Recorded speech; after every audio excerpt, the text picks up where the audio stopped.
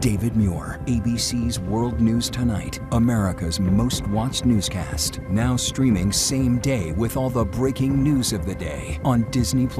Most watched, most trusted. Now on Disney+ every night. Tonight, breaking news, dangerous straight-line winds in the east, trees down in Philadelphia. The new severe storm threat at this hour, possible tornadoes and flood watches across multiple states. Ginger Z standing by, she's tracking it all. Also breaking tonight, the deadly library shooting, the young gunman opening fire, the dramatic takedown of the 18-year-old suspect, and who they say the suspect was dressed like. Tonight, police releasing disturbing video showing a suspect they say intentionally struck 8 pedestrians while on a dangerous police chase.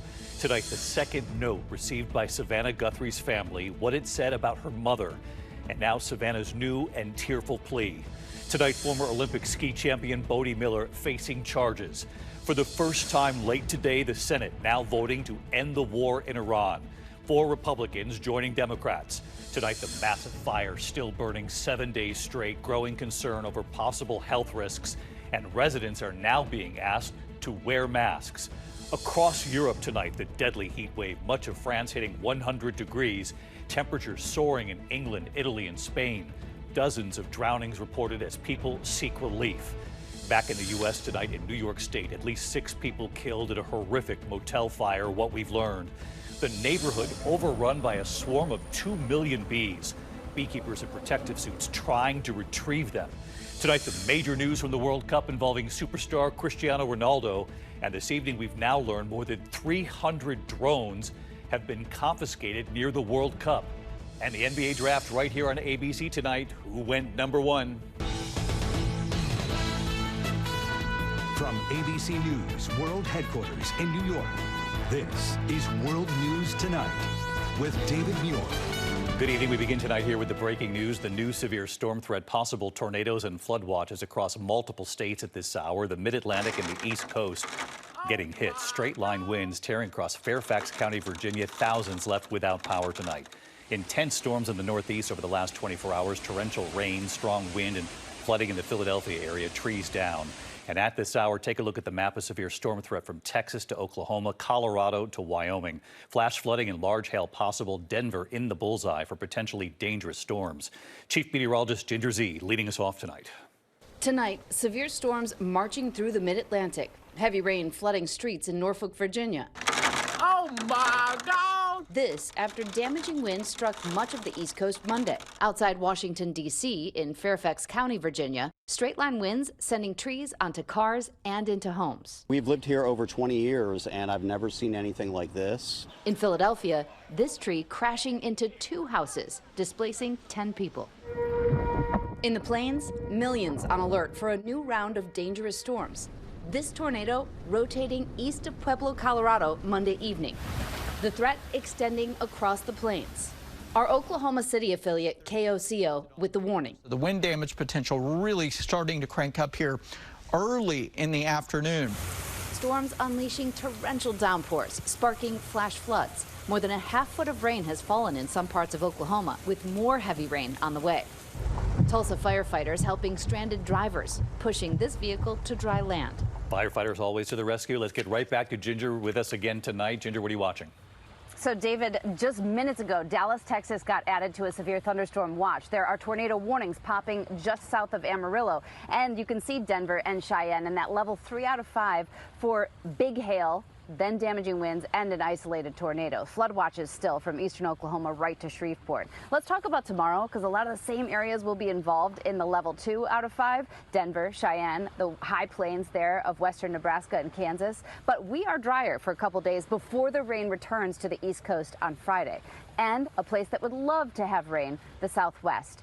Extreme heat warnings from Phoenix down to Tucson, heat advisories in New Mexico and West Texas, and then all of those fire weather watches, David, for parts of Nevada, Utah, and beyond. All right, Ginger Z, we sure do appreciate it. We'll see you first thing in the morning on GMA. Thanks. To the other news tonight, the deadly library shooting. Police say an 18-year-old opening fire and who they say he was dressed like. And then the dramatic takedown, it all playing out in Chico, California, north of Sacramento. And here's our Chief Justice correspondent, Pierre Thomas now. Tonight, this is the moment officers take down an 18-year-old suspect accused of opening fire in a public library in Chico, California. Police suspect was a plot to carry out a Columbine-style massacre. They have an active shooter at the library. The gunfire piercing the silence of the library last night. 8 shots fired, killing 46-year-old Cody Hull and 74-year-old Robert Johnson. A girl also wounded. We had an open 911 line that you could hear gunshots and people screaming. Oh my goodness. Officers seen through the window of this nearby bus swarming the building, rifles drawn. We got a situation here at the library. They have a male suspect of UMA, all black clothing, long rifle. Moments later, police arresting 18-year-old Bradley Scott Sayer, who sources say was wearing clothing similar to Columbine killer Eric Harris. Oh, they got him. Time of initial 911 call to and in custody with our suspect was less than 4 minutes. Police say the suspect may have been linked to an online group that admires mass killers. And David, investigators believe he did not know his victims. They say he acted alone. Pierre Thomas in Washington. Pierre, thank you. Tonight, police releasing new and disturbing videos showing a carjacking suspect who they say intentionally struck 8 pedestrians during a terrifying police chase in Southern California. Here's Gio Benitez. Tonight, horrific new video showing a driver on a violent rampage in Southern California. Police say a man carjacked that white Toyota Camry at knife point last week in Los Angeles before intentionally ramming 8 pedestrians in nearby Culver City and leading police on a wild chase. This video showing one of those hit and runs, that driver knocking a man off of his bike at a gas station, fleeing with the gas hose still attached to the car. The victims, ranging in age from 15 to 70 years old, all survived. That driver arrested after crashing near a McDonald's drive-thru. And David, tonight 45-year-old Juan Luis Estrada is facing multiple charges, including 10 counts of attempted murder. David. Gio Benitez reporting tonight. Gio, thank you. Tonight we're learning more about that second note received by Savannah Guthrie's family after the disappearance of her mother, Nancy Guthrie. That second note saying she died shortly after being abducted. And tonight, Savannah's new and tearful plea saying we cannot be at peace, convinced someone knows something that could help. Here's Aaron Katursky. Tonight, a renewed plea from the family of Nancy Guthrie after sources told ABC News a second ransom note claims she died shortly after she was abducted from her home and was buried in nature. Daughter Savannah begging for someone to come forward. This is a news story today that is on your radar, but this is the life that my sister lives, that I live, that my brother lives, that our extended families live, that our children live every day. And we are in agony. And we cannot be at peace. So no matter how much I try to come out here every day and smile and find that joy, and I will, I promise I will. This is a moment to tell you that we need your help. We're begging for your help. Savannah and her siblings received 2 notes the FBI believed were from the same sender, but so far have not led to the kidnapper. The first note demanded millions in Bitcoin. Sources said the second claimed Nancy Guthrie was no longer alive. Do the right thing for us, for our family, for our children. And we love our mom, and we'll never stop looking for her, never. Investigators have not stopped either. They're still working to identify the masked man at her front door and trace the items he carried, including a backpack sold at Walmart, gloves, holster, and gun. And David, investigators have not given up on DNA. They're testing a mixed sample and a hair found at Nancy Guthrie's home. That kind of analysis could take months. David? Let's hope that DNA breaks this open. Aaron, thank you. Tonight, former Olympic ski champion Bode Miller is facing drug charges in Fremont County, Idaho. He has pleaded not guilty.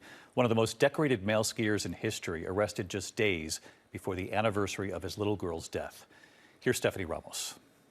Tonight, 6-time Olympic medalist Bode Miller, the American icon who redefined alpine skiing with jaw-dropping, limit-pushing speed, now facing criminal charges. Newly released court records show the 48-year-old gold medalist was arrested earlier this month in Idaho on misdemeanor drug charges. Bode pleading not guilty to 2 counts, including possession of a controlled substance and possession of drug paraphernalia. His arrest coming 8 years after the world grieved alongside Miller and his wife Morgan when their 19-month-old daughter Emmeline tragically drowned in a backyard swimming pool, posting these images with his daughter on social media. Bode later channeling that grief into action, advocating for water safety, talking about the issue just last month. It was so obviously under talked about, underappreciated, from pediatricians to families, and it can be an uncomfortable topic, and a lot of people avoid it naturally, but we're really trying to bring that to the forefront. Tonight, representatives for the Olympic champion have not yet commented on his arrest. Miller posted a $5,000 cash bond and was later released. He is due back in court on July 29th. David. All right, Stephanie Ramos. Steph, thanks. Late today, for the first time, the Senate now voting to end the war in Iran. 4 Republicans joining Democrats. Rachel Scott from the White House. Tonight, the Senate for the first time voting to end the war in Iran. 4 Republicans joining Democrats to say the war must stop now unless the White House seeks congressional approval. The vote largely symbolic, but a clear sign of lawmakers' growing frustration. Obviously, it's going differently than originally we were told it was going to go. I agree with the original aims, but it does not seem as if we've accomplished that. As the Senate was voting, President Trump was in Pennsylvania, touting progress on Iran. We just achieved a historic peace agreement with Iran to end the conflict in the Strait of Hormuz. But there was no conflict in the Strait before the president launched the war. And tonight, there is confusion surrounding the crucial nuclear talks. Vice President J.D. Vance says Iran has agreed to allow nuclear inspections, something that was part of the Obama nuclear deal, which Trump scrapped. But Iran's foreign ministry today says there are no new plans to let inspectors into their nuclear sites. Iranians are saying that there's no scheduled visit for the IAEA inspectors. Is that part of your agreement? They're wrong. They're wrong. They're wrong. They know they're wrong. They told us inside, and we have it down 100% inspections. Still, President Trump saying tonight there's, quote, no rush for these inspections to begin. All right, so let's bring in Rachel Scott with us live from the White House tonight. Rachel, President Trump, I know, is set to travel up to Capitol Hill tomorrow to meet with Senate Republicans. Yes, David, and this meeting certainly could turn contentious. We know those Republican senators have a lot of questions for the president about this deal with Iran. And as for those nuclear inspections that the president was talking about, an official with the UN nuclear watchdog tells us that as of right now, there are no new inspections that have been scheduled, David. We'll continue to track the back and forth, Rachel. Thank you. We turn now to Los Angeles, where a massive fire is still burning tonight, 7 days straight now, and there's growing concern now over possible health risks. In fact, residents there are being asked to wear masks now. ABC's Melissa Dunn is back on the scene. She's live for us tonight. Melissa? David, this major warehouse here in Los Angeles still burning for nearly a week. We are feeling and experiencing this thick smoke that's coming in. It is also causing air quality concerns. An advisory was just extended, and the people here in East LA lining up for masks and air purifiers, telling us that they're now experiencing reports of headaches and lung problems. All of this, of course, as this raging blaze is really making it challenging for firefighters. As crews, we've seen them tearing down walls, deploying firefighting robots to clear the debris inside. They're just trying to put out the smoldering flames. But look, David, this is not the first time that this warehouse has actually had its solar panels burned. It happened 2 years ago, and this same company over in Washington State had one of their facilities there burned. There caused a fire there, and it burned for 60 days. David? Well, really interesting. It's happened before, and this is unbelievable. 7 days now. Melissa Dunn live in Los Angeles. Melissa, thanks. In the meantime, we turn overseas tonight. The deadly heat wave spreading across Europe. The Eiffel Tower is, in fact, closed. France reporting its hottest day on record, 100 degrees across much of France. Madrid also hitting triple digits today. London in the mid-90s. Dozens of drownings, in fact, reported across Europe. People trying to seek relief from this heat. Let's get right to our chief international correspondent, James Longman, from London tonight. James? Well, David, that life-threatening heat wave continues to smother much of Western and Southern Europe. Tens of millions are facing dangerous conditions, many without air conditioning. Today was France's hottest day on record. Iconic sites like the Eiffel Tower and the Louvre had to close early. Here in the UK, we could reach the highest ever daily June temperature. Hundreds of schools have closed or shortened hours. Rail services have also reduced. And across Europe, drowning deaths have soared as people try to cool off in rivers and lakes. 6 people have died in Germany over the weekend, and 40 across France in just the past week, and relief is still days away. Temperatures here are projected to remain around 100 degrees through the end of the week. David? Days away. James Longman from London. James, we appreciate it. Meantime, back here in the U.S. tonight in New York State, a suspect is in custody tonight after a massive fire swept through a motel.